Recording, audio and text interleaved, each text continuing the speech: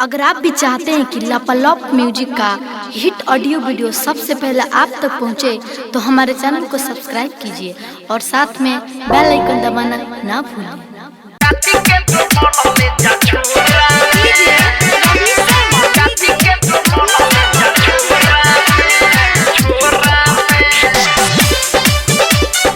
Music by Rishi Raj RRT।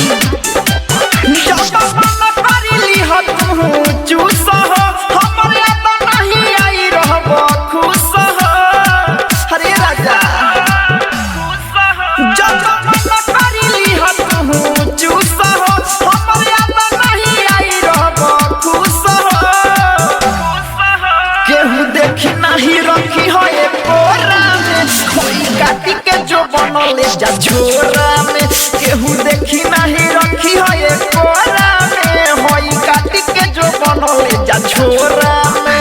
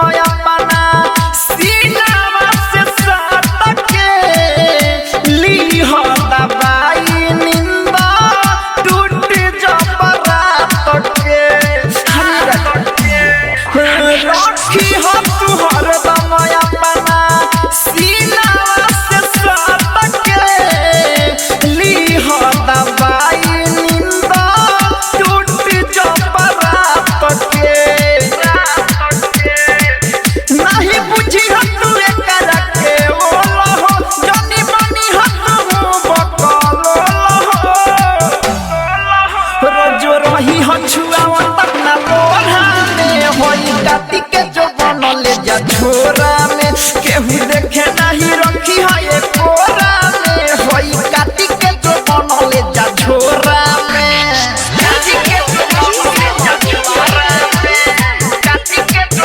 Recording by RRT digital recording studio छोड़ादानो।